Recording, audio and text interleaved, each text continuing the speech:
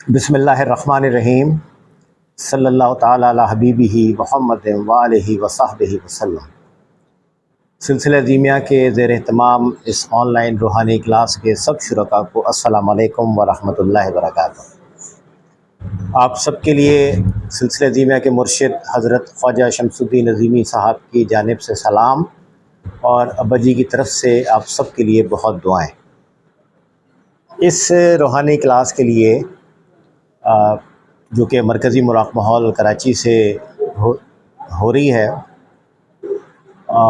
اس lecture کے لیے میں مراقبہ ہال پشاور میں حاضر ہوا ہوں، اور میری یہ گفتگو آپ سے پشاور سے ہو رہی ہے، یعنی پشاور مرکزی مراقبہ ہال، اور پھر آپ سب تک یہ پیغام پہنچ رہا ہے۔ پشاور میں ہمارے بھائی محترم نیاز بھائی، ہماری بہن، ہماری بھابھی صاحبہ تسلیم بھابھی، اور ہمارے سب بہن بھائی ماشاءاللہ انہوں نے اس کلاس کے لیے بہت اچھے انتظامات کیے ہیں۔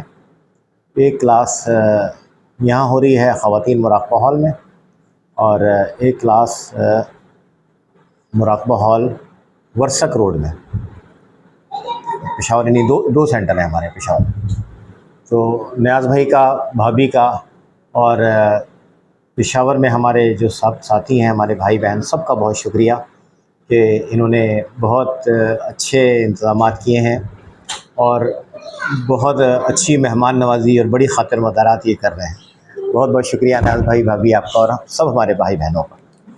ابھی آپ نے ابا جی کا خطاب سنا، اور جیسے کہ ہماری کلاس کا ایک یہ معمول ہے کہ ابا جی کے خطاب کچھ شرح جو میری سمجھ میں آئی بات، وہ میں آپ کے گوش گزار کرتا ہوں، اور اس میں آپ کو ایک دعوت فکر بھی ہے کہ آپ بھی مزید اس پہ غور کیجئے۔ اور ایک بات ہوتی ہے کہ ہم کچھ الفاظ سن رہے ہوتے ہیں، اور ایک اس بات میں کے اندر کوئی ایک پیغام مخفی ہوتا ہے، یا اس میں ایک سے زیادہ پیغامات ہوتے ہیں، یا اس کے کئی مفاہیم ہوتے ہیں۔ تو آج جب یہ ابا جی کا خطاب آپ نے سنا، تو اس میں دو یا تین بڑے نکات ہیں۔ اس کو آپ یہ کہہ لیں کہ یہ پیغام ان تین نکات پر مشتمل ہے، تین پلس نکات پر، تین سے زیادہ ہیں لیکن تین بڑے نکات۔ یہ پیغام ان تین نکات پر مشتمل ہے، یا اس خطاب میں تین پیغامات مخفی ہیں، اور اس میں سے ایک کا تعلق رزق سے ہے، ایک کا تعلق انسان کی تخلیق سے ہے، اور ایک کا تعلق انسان کے ورثے سے ہے۔ وہ ورثہ جو ہمیں اپنے جد امجد حضرت آدم علیہ السلام اور حضرت اماں حوا کے ذریعے ملا ہے، اور جس ورثے کا نام علم الاسماء ہے۔ تو سب سے پہلے ہم بات کرتے ہیں، بابا جی نے فرمایا کہ تمام تعریفیں اللہ کے لیے ہیں، اللہ تعالیٰ تمام مخلوقات کو رزق فراہم کرتا ہے۔ تو اب تمام مخلوقات، جب ہم مخلوقات کا ذکر کرتے ہیں، سب سے پہلے تو ہمارے ذہن میں اپنی ہی نوع آتی ہے کہ انسان، اللہ تعالیٰ انسان کو روزی دے رہا ہے، رزق دے رہا ہے، اور لیکن ظاہر ہے کہ مخلوقات کا مقصد صرف انسان نہیں ہے، بلکہ اس زمین پر آباد سب انواع ہیں، اور ہمیں پتہ نہیں ہے کہ اس زمین پر کتنی انواع ہیں، کتنی اسپیشیز ہیں۔ سائنس کی ریسرچ بتاتی ہے کہ یہ اسپیشیز 18 لاکھ سے زیادہ ہیں، کوئی ریسرچ ہمیں یہ بتاتی ہے کہ یہ اسپیشیز 24 لاکھ سے زیادہ ہیں، یعنی 9 ہیں 24 لاکھ سے زیادہ یا 18 لاکھ سے زیادہ، 9۔ یہ ایک نوع انسانی ہے، جس طرح ایک نوع انسانی ہے، اور اس نوع انسانی کے آج 8 ارب ارکان ہیں، ایک نوع 18 ارب افراد پر مشتمل ہے۔ اس طرح 18 لاکھ یا دوسری ریسرچ کے مطابق 24 لاکھ اسپیشیز ہیں۔ اب ان میں سے کسی کی تعداد لاکھوں میں ہوگی، کسی کی کروڑوں میں ہوگی، کسی کی اربوں میں ہوگی، کسی کی اربہ ارب میں ہوگی۔ مثال کے طور پہ چونٹیاں ہیں، بعض اقسام کی چونٹیاں اور دیگر جو چھوٹے حشرات ہوتے ہیں ان کی تعداد کہتے ہیں کہ کھربوں میں ہے۔ اب یہ دیکھیے کہ آپ ایک چونٹی کو دیکھ لیجئے، ایک تتلی کو دیکھ لیجئے، ایک شہد کی مکھی کو دیکھ لیجئے، وہ اپنے سارے نظام اللہ تعالیٰ نے اس کو فراہم کیے ہیں۔ وہ سانس لیتی ہے، وہ کھانا کھاتی ہے، وہ دیکھتی ہے۔ کسی کو آنکھیں نہیں دیں قدرت نے تو اس کو سینس دیے ہیں۔ کچھ مخلوقات ایسی ہیں جن کی آنکھیں نہیں ہیں تو وہ سینس سے ڈائریکشن لیتی ہیں۔ تو یہ ساری چیزیں اللہ تعالیٰ نے اپنی مخلوقات کو عطا کی ہیں۔ پھر ہر مخلوق کے لیے یہاں پہ ایک بات ابا نے فرمائی تھی کہ اللہ تعالیٰ مخلوق کے تقاضے کے بغیر اس کو رزق فراہم کر رہا ہے۔ تو اللہ تعالیٰ نے ہر مخلوق کے لیے یہاں پروویژن رکھی ہے۔ جب کوئی مخلوق اس دنیا میں مخلوق کا کوئی رکن اس دنیا میں جنم لیتا ہے، اس کے لیے وسائل پہلے سے یہاں موجود ہوتے ہیں، اور یہ ساری جو فراہمی ہے یہ قدرت کے ایک نظام کے تحت۔ جتنی آبادی زمین پر ہے اس سے کئی گنا زیادہ آبادی سمندروں میں ہے۔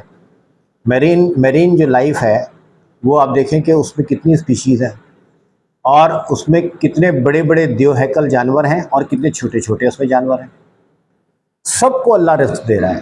کوئی مچھلی ایسی ہے کہ جس کی خوراک بہت ہی ہیوج ہے، وہ اس کو بھی رزق مل رہا ہے۔ کوئی مچھلی ایسی ہے کہ جس کو چند دانے چاہیے، ان کو بھی رزق مل رہا ہے۔ تو اللہ تعالیٰ رزق سب کو عطا کر رہا ہے، ان کے لیے پہلے سے ہی سب کچھ پرووائڈ کر دیا گیا ہے۔ انسان کا یا مخلوق کا کام اتنا ہے، صرف اتنا ہے کہ انہوں نے کوشش کرنی ہے۔ یعنی چڑیا کو گھر بیٹھے رزق نہیں دیا جائے گا۔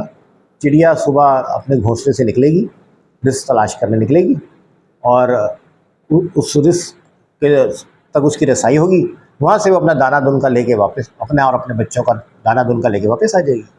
اسی طرح اور جانور ہیں۔ کوشش ہم نے کرنی ہے، ضرور کرنی ہے، لیکن ہماری کوشش جو اللہ تعالیٰ کا فراہمی رزق کا نظام ہے اس میں اگر دیکھا جائے تو ہماری کوشش کا شیئر 1% بھی نہیں ہے۔ 99% بلکہ 99 سے بھی زیادہ پرسنٹ قدرت خود ہمیں پرووائڈ کر رہی ہے۔ ہم کوشش کر کے تھوڑا بہت حاصل کر لیتے ہیں، اور یہ انسان بھی کرتا ہے، اور یہ ساری مخلوق صبح نکل کے صبح یا شام جو جن کا لائف کا طریقہ کار ہے اس کے تحت وہ کوشش کرتے ہیں اور وہ پاتے ہیں۔ لیکن مین پرووائڈر اللہ ہے، مین پرووائڈر اللہ ہے۔ ہم اپنے گھر سے باہر نکلتے ہیں، سارے ریسورسز اللہ نے پرووائڈ کیے ہیں، ہم ان ریسورسز میں صرف تھوڑی سی کوشش کرتے ہیں۔ تو ایک بات تو یہ ہے۔ دوسری بات یہ ہے کہ رزق، بابا جان نے فرمایا کہ رزق صرف روزگار ہی نہیں ہے بلکہ زندگی گزارنے کے تمام وسائل رزق ہیں۔ ہم سمجھتے ہیں رزق سے مطلب ہے میرا ذریعہ آمدنی، مجھے ملنے والے ریسورسز جن سے میں اپنی ضروریات پوری کروں گا، جن سے میں خوراک لوں گا، جن سے میں کپڑا لوں گا، جن سے میں رہائش لوں گا اور اپنی دیگر ضروریات پورا کروں گا، تو وہ رزق ہے۔ روحانی تعلیمات یہ بتاتی ہیں کہ رزق کی تعریف اس سے کہیں زیادہ وسیع ہے۔ آپ کی زندگی بھی رزق میں شامل ہے، آپ کو صحت ہے، آپ کی صحت بھی رزق میں شامل ہے، آپ کو اچھا ذہن ملا ہوا ہے سوچنے کے لیے، وہ بھی رزق میں شامل ہے۔ آپ کا معاشرے میں عزت و احترام ہے، عزت ہے، احترام ہے، رسپیکٹ ہے، ڈگنیٹی ہے، وہ بھی رزق میں شامل ہے۔ تو رزق کی تعریف صرف روزی روٹی تک ہمیں محدود نہیں رکھنی چاہیے، بلکہ رزق ایک وسیع تر تعریف ہے، اور یہ ساری تعریفیں پیش نظر رکھ کے ہمیں اللہ تعالیٰ کا شکر گزار بننا چاہیے۔ یعنی رزق دینے والا اللہ ہے، تو یہ ہماری بات ہمارے ذہن میں رہے تو اس کا مقصد کیا ہے؟ اس کا مقصد یہ ہے کہ رزق دینے والا اللہ ہے تو اللہ کے شکر گزار بنو، رزق دینے والا اللہ ہے تو اللہ کے شکر گزار بنو۔ پھر رزق دینے والا اللہ ہے تو اللہ کے نافرمان مت بنو۔ ہم کسی ادارے میں کام کرتے ہیں، وہاں سے ہمیں سیلری ملتی ہے، وہاں کے جو سارے رولز اینڈ ریگولیشن ہیں وہ ہم اپنے اوپر لاگو کرتے ہیں۔ وہ کہتے ہیں جی آپ کو صبح 9 بجے آنا ہے، 5 بجے تک آپ نے رہنا ہے، لیکن کبھی کبھی آپ کو لیٹ سیٹنگ بھی کرنی پڑے گی۔ ہم کہتے ہیں ٹھیک ہے اوکے۔ کوئی کہتا نہیں جی آپ کو 9 سے 5 نہیں آنا، آپ کو 11 سے رات شام کو 3 سے رات 11 تک آنا ہے۔ ہم کہتے ہیں ٹھیک ہے۔ پھر جی آپ نے یہ کرنا ہے، یہ نہیں کرنا ہے، یہ یونیفارم پہننی ہے، یہ نہیں پہننی، یہاں پہ آپ نے اسموکنگ نہیں کرنی، یہاں پہ آپ نے یہ نہیں کرنا۔ جو بھی ہمارا ادارہ جہاں سے ہمیں سیلری ملتی ہے، جو بھی ہمیں کہتا ہے وہ ہم کرتے ہیں، اور ہم اس ادارے کے رولز اینڈ ریگولیشن کی پابندی کرتے ہیں، اور اس بات سے ڈرتے ہیں کہ کوئی ایسے مجھ سے نگیٹو کام نہ ہو جائے جس سے میری شکایت لگ جائے کہ جی یہ بندہ جو ہے نا یہ ادارے میں ٹھیک کام نہیں کر رہا، یعنی ادارے کا فرما بردار نہیں ہے، یا ادارے کا یا ادارے کے جو رولز اینڈ ریگولیشن ہے اس کا وہ نافرمان ہے۔ اب ہم اس سے ڈرتے ہیں کہ ہمیں ایسا نہیں ہونا چاہیے۔ اسے ہم کیوں ڈرتے ہیں اس بات سے؟ اس لیے کہ وہاں سے ہمیں 30,000 50,000 1 لاکھ 2 لاکھ 5 لاکھ 10 لاکھ کچھ بھی کہہ لو، وہاں سے ہمیں سیلری ملتی ہے۔ وہ سیلری ہمیں، اس سیلری کی وجہ سے ہم اس ادارے کے ڈسپلن کو قبول کرتے ہیں، اور ہم چاہتے ہیں کہ ہمارے جو ریکارڈ ہے ملازمت کا، یا ہماری جو اے سی آر ہے وہ اچھی ہونی چاہیے۔ ہماری اے سی آر خراب نہ ہو، ہماری اے سی آر اچھی ہو، تاکہ مجھے پروموشن ملے، یا پھر یہ کہ میری ڈیڈکشن نہ ہو۔ ہم اس سیلری کے اگینسٹ اس انسان کی فرما برداری کرتے ہیں، ہم اس سیلری کے اگینسٹ اس انسان کی نافرمانی سے بچتے ہیں، کیونکہ وہاں سے ہمیں سیلری مل رہی ہے۔ در حقیقت وہ ٹھیک ہے، سیلری مل رہی ہے اور ہم سب کو اپنے اپنے اداروں کے ڈسپلن کو فالو کرنا ہے، بالکل ٹھیک بات ہے، لیکن وہ ہم سیلری حاصل کرنا ہمارے رزق کا ایک بہت ہی سیکنڈری ذریعہ ہے۔ مین تو رزق ہمیں اللہ دے رہا ہے۔ اس زمین پہ عطا کرتا سارے وسائل، زمین پر آکسیجن، زمین پر زراعت، زمین کا ماحول، یہ سب مل کے، اور بے شمار اللہ تعالیٰ کے طرف سے عطا کردہ سہولیات، یہ سب مل کے ہمیں اس قابل بناتے ہیں کہ ہم کوئی اپنا کاروبار کر سکیں، یا کوئی ادارہ بنا سکیں جس میں جا کے ملازمت کر سکیں۔ اس ادارے کے لیے تمام تر فیسیلیٹیشن وہ تو قدرت کی طرف سے ہوئی ہے۔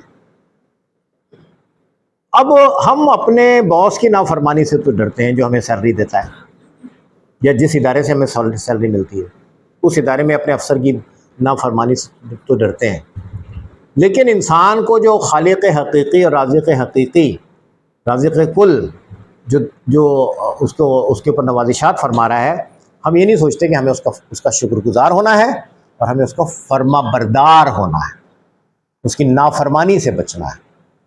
تو ایک تو بابا جان کے خطاب میں ایک نقطہ یہ ہے کہ انسان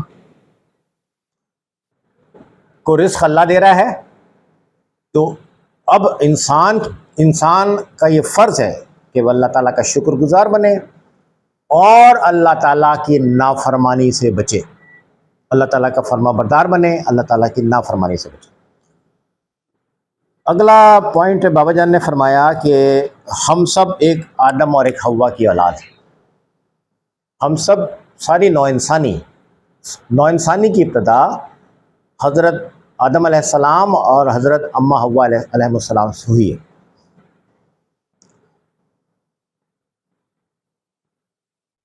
اور ہم سب ان کی اولاد ہیں۔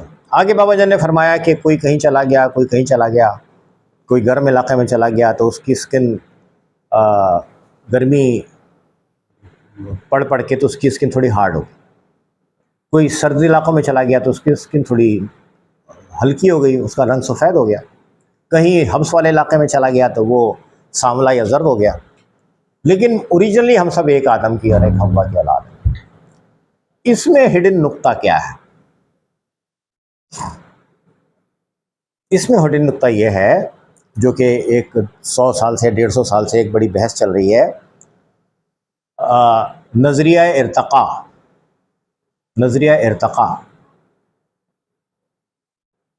تھیوری آف ایولیوشن، کہ انسان درجہ بدرجہ یہاں تک پہنچا ہے انسان درجہ بدرجہ یہاں تک پہلے وہ ایک یونی سیلولر وجود تھا، پھر وہ ملٹی سیلولر ہوا، پھر اس نے ایک شکل اختیار کی، پھر وہ اور شکل اختیار کی، پھر وہ مچھلی بن گیا، پھر وہ پرندہ بن گیا، پھر وہ چمپینزی بن گیا، پھر وہ یہ ہو گیا، پھر آخرکار انسان بن گیا۔ نو، یہ عقل کی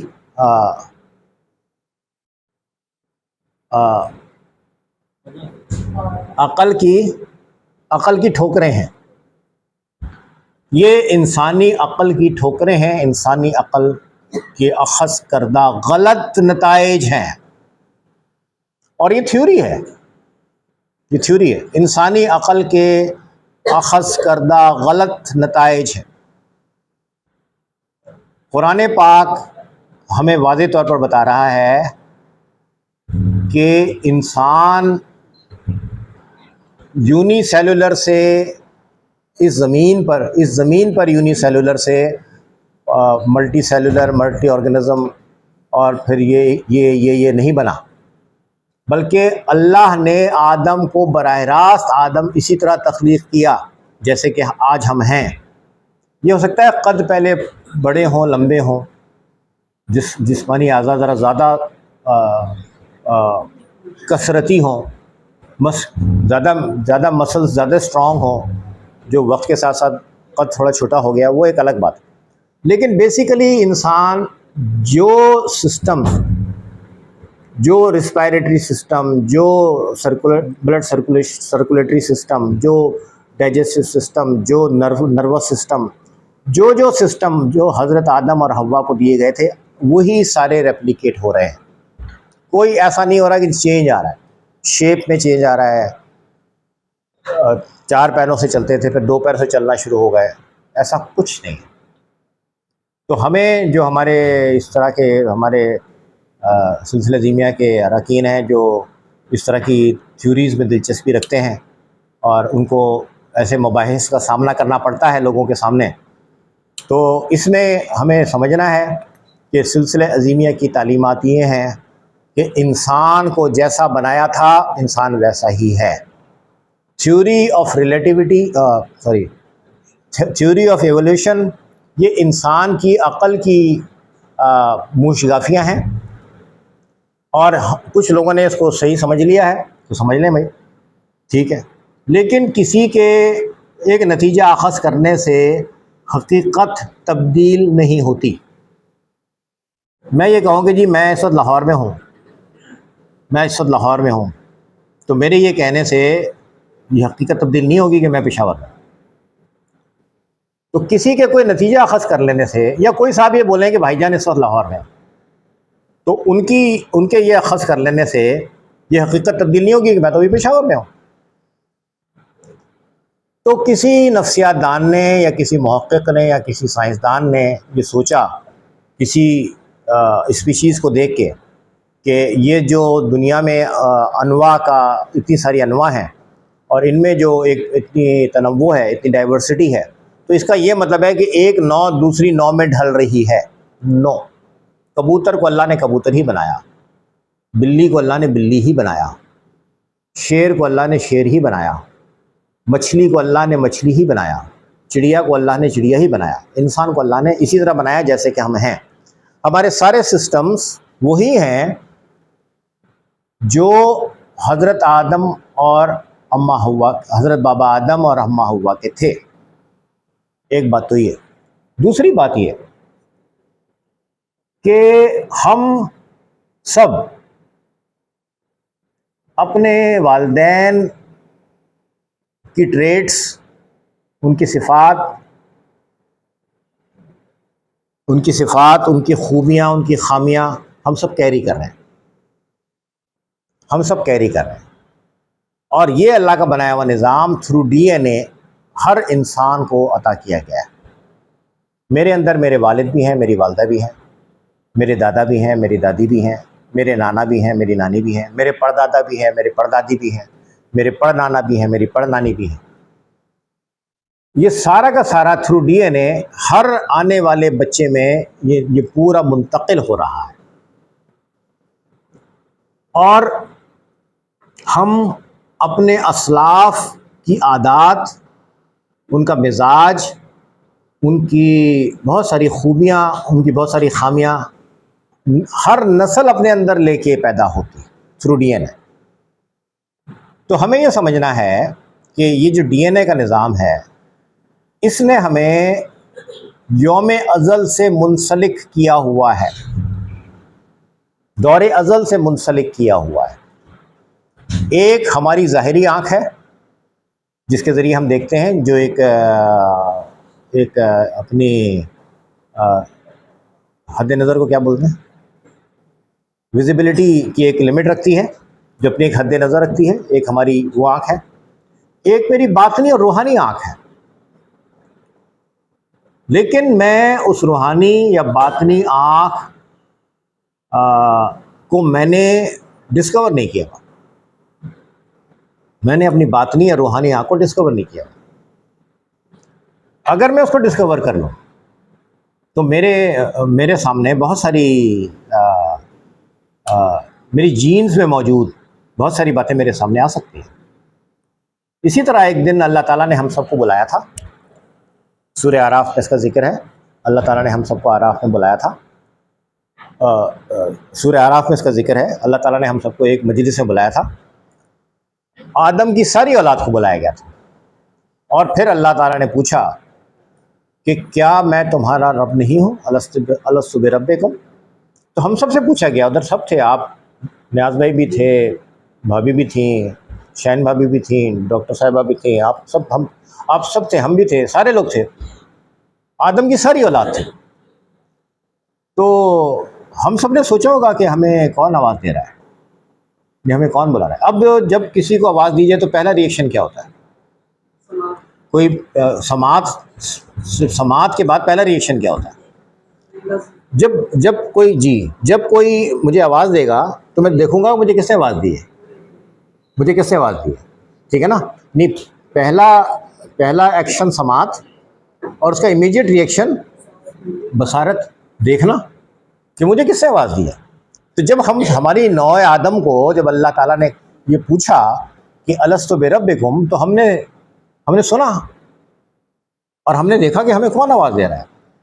تو ہمارے سامنے اللہ تعالیٰ نے جیسا چاہا ہوگا اپنی کوئی شان ہمیں دکھائی ہوگی.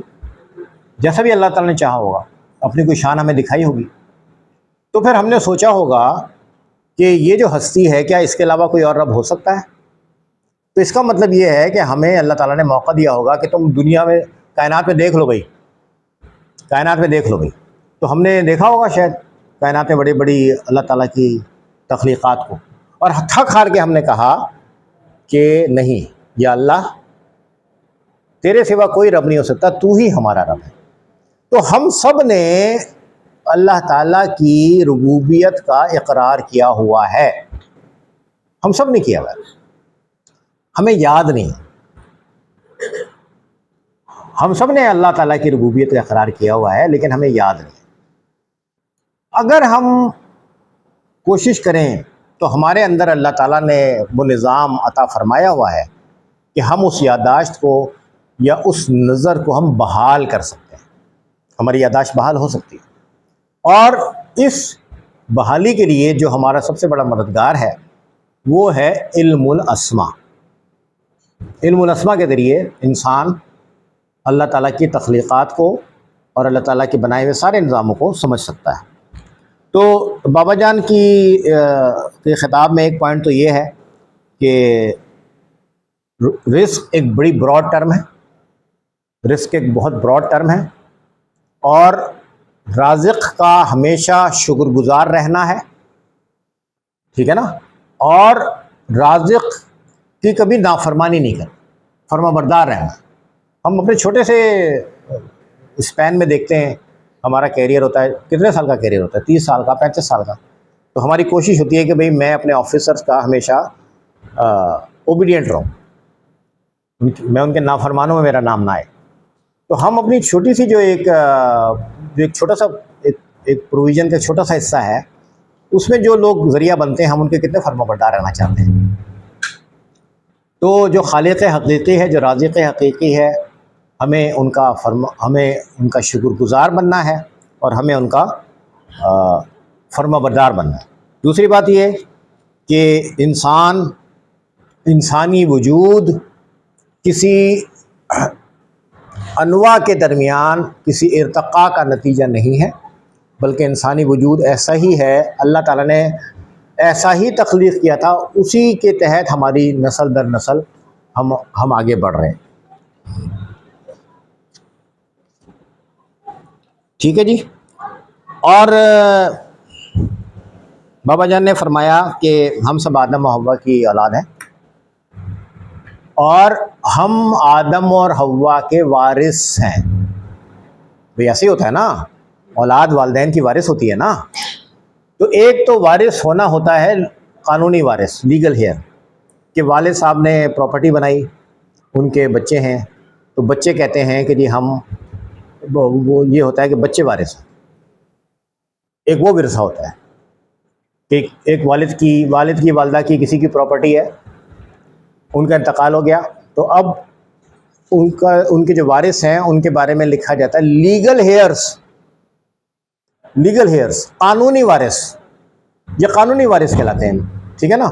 کسی کی اولاد نہ ہو تو اس کا نیئرسٹ ڈھونڈتے ہیں کون ہے، کہ جی اس کا بھتیجا ہے فرض کرو، تو پھر وہ کہتے ہیں جی یہ لیگل ہیئر ہے، وہ لیگل ہیئر کہلاتے ہیں۔ تو یہ ہوتے ہیں جو انسان کو دنیا میں کچھ بناتا ہے، پراپرٹی وغیرہ بناتا ہے، تو اس لحاظ سے پھر وہ اس کا ورثہ، کسی شخص نے کوئی بھی پراپرٹی نہیں بنائی، ٹھیک ہے، تو اس کے قانونی وارث موجود تو ہوں گے، لیکن ظاہر ہے کہ وہ کیا کلیم کریں گے۔ تو کوئی شخص اگر کوشش کر کے اپنے لیے کچھ تھوڑی بہت جائیداد، روپیہ، پیسہ بنا لے، تو اسے کہتے ہیں اس کے جو انتقال کے بعد اس کی جو اولاد یا دوسرے رشتہ دار ہوتے ہیں ان کو کہتے ہیں یہ قانونی وارث۔ یہ بڑی محدود سی ایک وراثت ہوتی ہے جو انسان کو ملتی ہے۔ ایک ہوتا ہے علمی ورثہ، علم کا ورثہ۔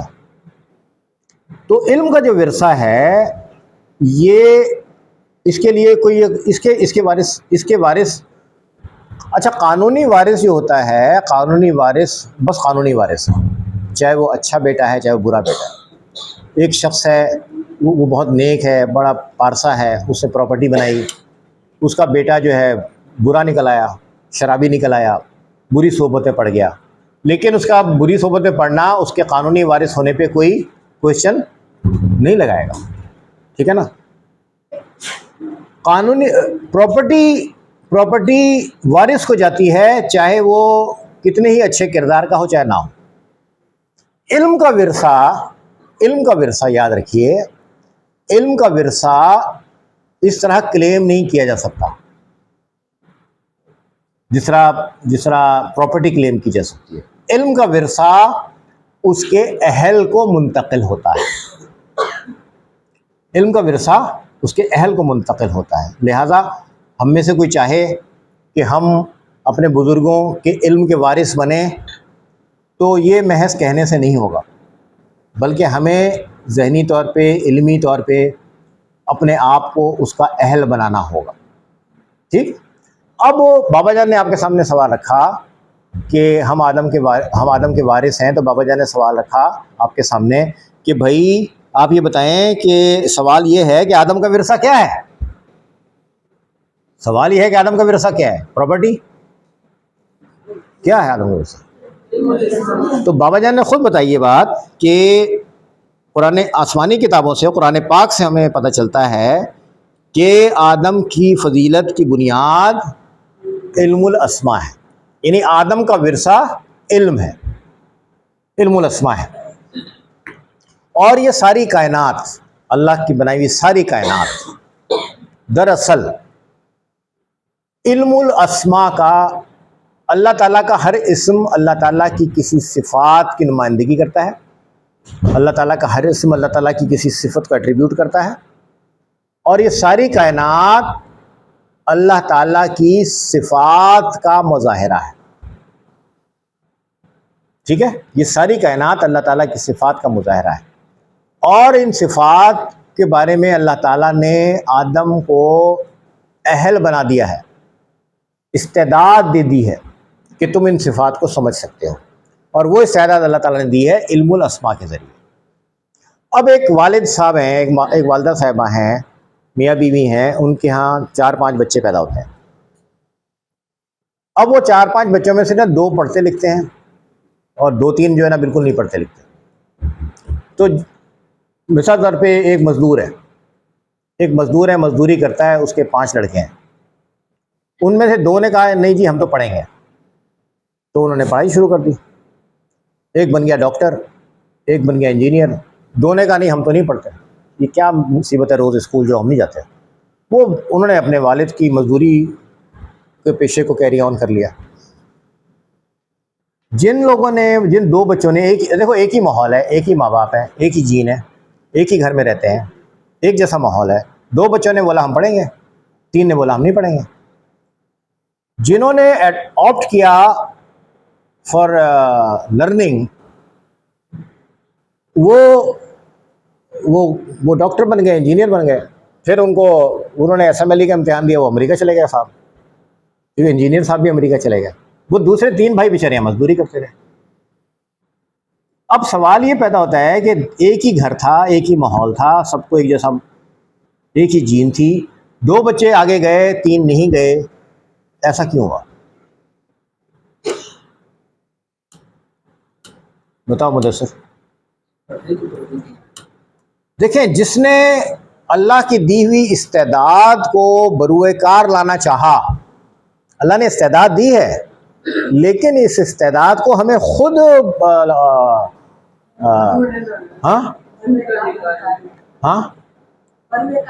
خود بروئے کار لانا ہے۔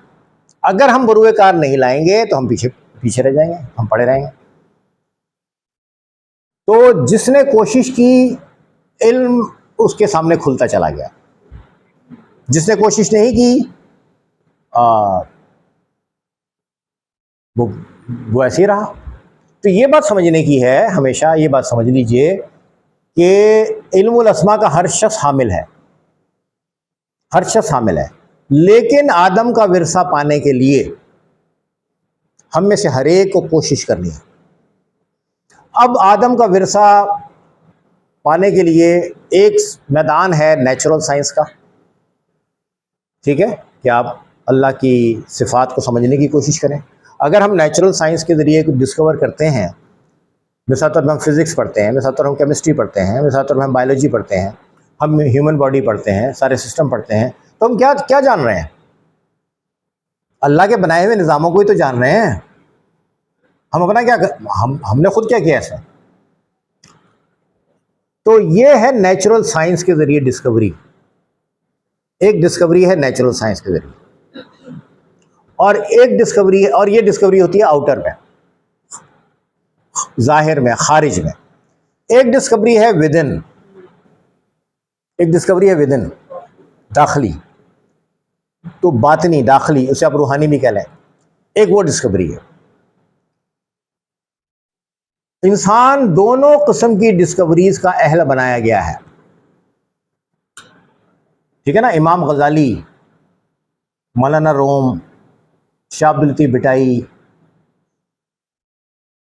رحمان بابا، یہ لوگ کیا ہیں؟ یہ کس کا سمبل ہے؟ قلندر بابا اولیاء، یہ کس کا سمبل ہے؟ یہ داخلی ڈسکوری کا سمبل ہے، ٹھیک ہے۔ بٹ کیا یہ رحمان بابا کو بغیر کسی ایفرٹ کے یہ سب کچھ مل گیا؟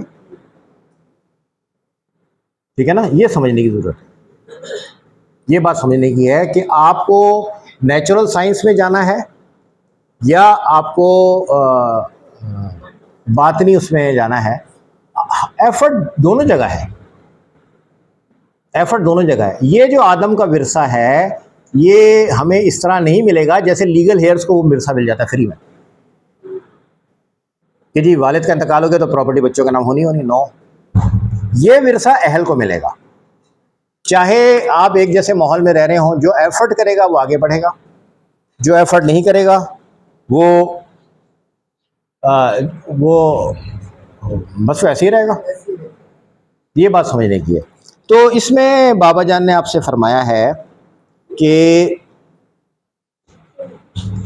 آپ یہ سمجھیے کہ آدم کی فضیلت کس بنیاد پر ہے، یعنی آدم کا ورثہ کیا ہے، اور آدم کی فضیلت کس بنیاد پر ہے؟ آدم کی فضیلت علم الاسماء کی بنیاد پر ہے۔ تو آدم کا وارث بننے کے لیے، آدم کا وارث بننے کے لیے ہمیں ایک تو یہ واضح ہونا چاہیے کہ آدم کا ورثہ علم الاسماء ہے، اور آدم کا وارث بننے کے لیے ہم میں سے ہر ایک کو ایفرٹ کرنی ہے، اس سمت میں ایفرٹ کرنی ہوگی۔ بابا جان نے فرمایا کہ حضرت عیسیٰ علیہ السلام نے فرمایا کہ اللہ نے کہا روشنی اور روشنی ہو گئی، اللہ نے کہا روشنی اور روشنی ہو گئی۔ تو اس کا مطلب یہ ہے، بابا جان نے فرمایا کہ دنیا، یہ ساری کائنات، ہماری یہ دنیا اور ساری کائنات دراصل کیا ہے؟ دراصل کیا ہے؟ بابا جان نے فرمایا کہ دنیا اور یہ ساری کائنات دراصل اللہ کا حکم ہے، ٹھیک ہے؟ اس حکم کی نوعیت، اس حکم کا اظہار کیسے ہو رہا ہے؟ اس حکم کا اظہار روشنی کے ذریعے ہو رہا ہے، لیکن وہ اوریجنلی کیا ہے؟ اصل میں وہ کیا ہے؟ اللہ کا حکم ہے۔ اور جب اللہ کا حکم ہے تو ہمیں اللہ کے حکم کو سمجھنا ہے، اور سب سے پہلے اللہ کی صفات کو سمجھنا ہے، اور اللہ کی صفات کو سمجھنے کے لیے ہمیں سورہ اخلاص کو سمجھنا ہے۔ اللہ تعالیٰ کی صفات کو سمجھنے کے لیے، اللہ تعالیٰ کی صفات کو سمجھنے کا جو ایک ریفرنس ہے، ایک حوالہ ہے، وہ بابا جان نے فرمایا کہ اللہ کے بھیجے ہوئے انبیاء نے یہ کہا کہ ہم کوئی نئی بات نہیں کہہ رہے، سب نے ایک ہی حقیقت بتائی کہ اللہ اس کائنات کا مالک ہے، اور اللہ اس کائنات کا مالک ہے، اللہ کی کیا صفات ہیں یہ بیان ہوا قرآن میں، کئی مقامات پہ بیان ہوا ہے۔ ایک جگہ اس کی بہت زیادہ ڈیٹیل آئی ہے، 5 نکات بیان ہوئے ہیں، وہ ہے سورہ اخلاص، ٹھیک ہے؟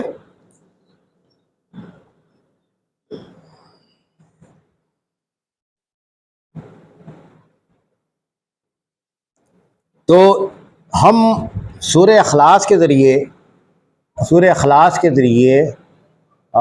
اللہ کی صفات کو سمجھنے کی کوشش کریں۔ تو سب سے پہلی بات یہ ہے کہ اللہ ایک ہے، ٹھیک ہے؟ اللہ ایک ہے، اللہ بے نیاز ہے، اچھا اب اللہ ایک ہے، اللہ ایسا، اچھا اور بھی کوئی چیزیں ایک ہو سکتی ہیں، مثلا طور اس کمرے میں یہ جو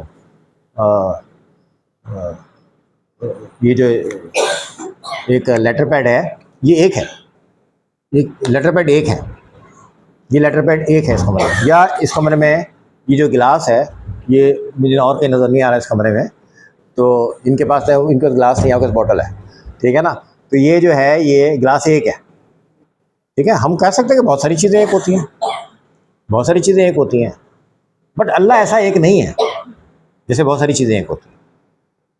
اللہ ایسا ایک ہے کہ اس جیسا دوسرا کوئی نہیں ہو سکتا، اللہ ایسا ایک ہے کہ اس جیسا دوسرا کوئی نہیں ہو سکتا۔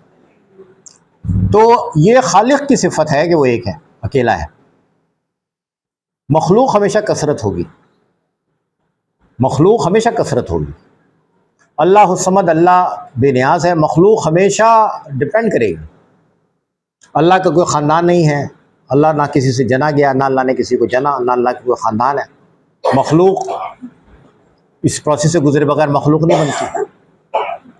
تو ہمیں سب سے زیادہ اس بات کو سمجھنا ہے کہ تصوف، اہل طریقت، اہل سلاسل، خاص طور پہ سلسلہ زیمیہ کے ہمارے اراکین، توحید کو سمجھنا ہے بہت ڈیپ میں جا کے، اور توحید پر اپنے ایمان کو پختہ سے پختہ تر بنانے کے پروسیس میں خود کو ڈالنا ہے۔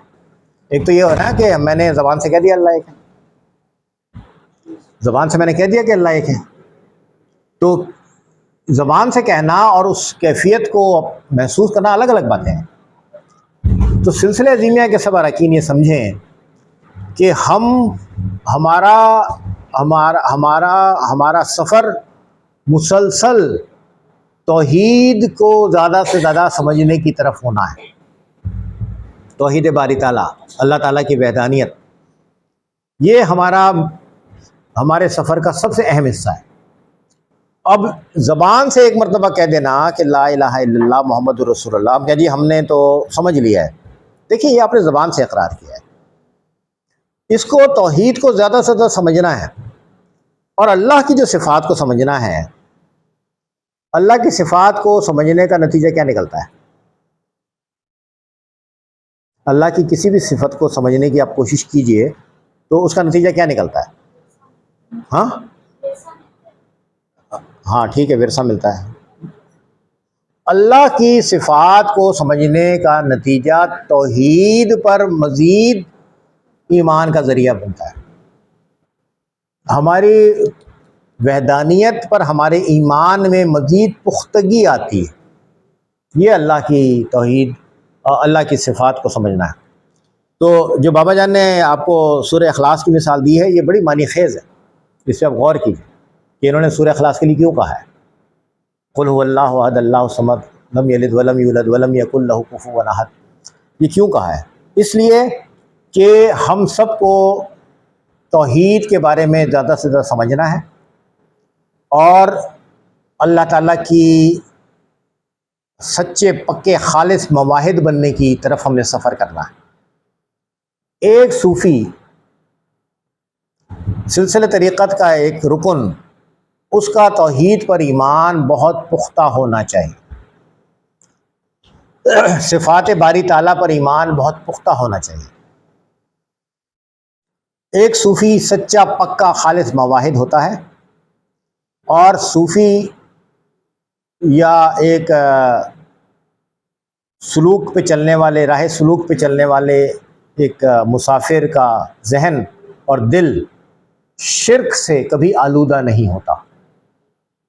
اگر شرک سے آلودگی ہو تو وہ اس کو فوراً صاف کر لیتا ہے. شرک سے کسی بھی قسم کی آلودگی ہو تو ایک سلسلہ طریقت کی تربیت کا یہ اثر ہوتا ہے کہ بندہ اس آلودگی، جیسے ہمارے کپڑے خراب ہوتے ہیں ہم دھو لیتے ہیں نا فوراً، کپڑے پہ دھبا لگ گیا تو میں نے دھو لیا، ٹھیک ہے. تو ایسا ہو سکتا ہے زندگی کے سفر میں، ایسا ہو سکتا ہے کہ ہم کبھی کوئی غلط نظریہ سے متاثر ہو جائیں. یہ میں نہیں کہہ رہا کہ اس کو رول آؤٹ نہیں کر رہا کہ نہیں جی ایسا ہوگا ہی نہیں، ہو سکتا ہے. لیکن میرے اندر ایک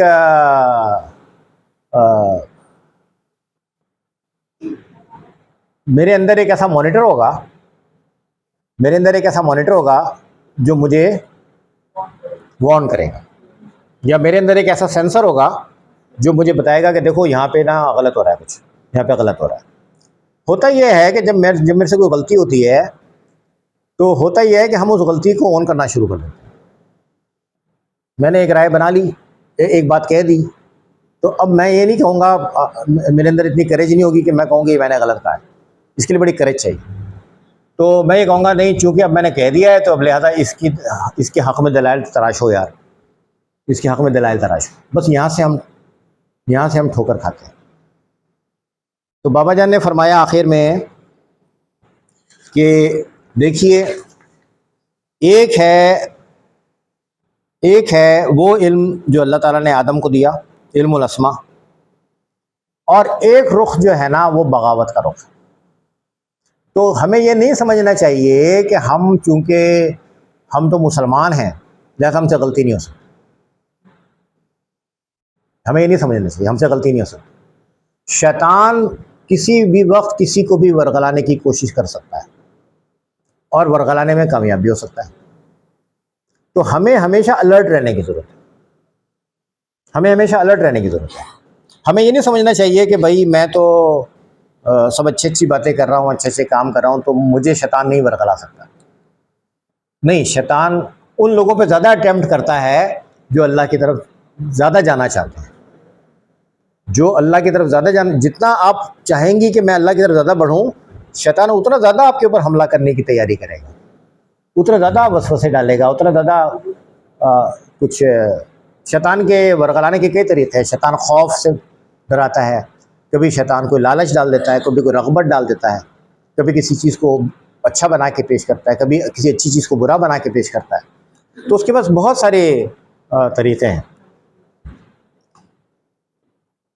تو ہمیں یہ سمجھنا کہ جناب علی ہم تو دیکھیں ہم تو نیک راہ پر ہیں, تو ہم شیطان کے شر کے دائرے سے باہر آ گئے ہیں, تو یہ سمجھنا غلطی ہوگی. ہمیشہ ہمیں الرٹ رہنا ہے. دیکھیں جو بندہ نماز پڑھتا ہے, سب لوگ اس کے بارے میں کیا کہتے ہیں؟ وہ اچھا کام کر رہا ہے. ہماری رائے اچھی ہوتی ہے نا اس کے بارے میں کہ اچھا کام کر رہا ہے. ہر نماز میں ہم کیا پڑھتے ہیں؟ ہاں, لازمی کیا ہے نماز میں پڑھنا؟ سورہ فاتحہ. لا صلاۃ الا فاتحہ, رسول اللہ صلی اللہ علیہ وسلم نے فرمایا ہر نماز میں ہم سورہ فاتحہ پڑھتے ہیں. ٹھیک ہے. جس دن میں زندگی میں اپنی آخری نماز پڑھوں گا, فرض کرو میں نے عصر کی نماز پڑھی اور مغرب سے پہلے میرا انتقال ہو گیا, یا مغرب کی نماز پڑھی اور عشاء سے پہلے میرا انتقال ہو گیا, تو آخری نماز میں میں نے کیا پڑھا ہوگا؟ اہدنا الصراط المستقیم. اہدنا الصراط یعنی میں نماز میں ہوں. ہم سمجھ رہے ہیں نمازی صراط مستقیم پہ ہے,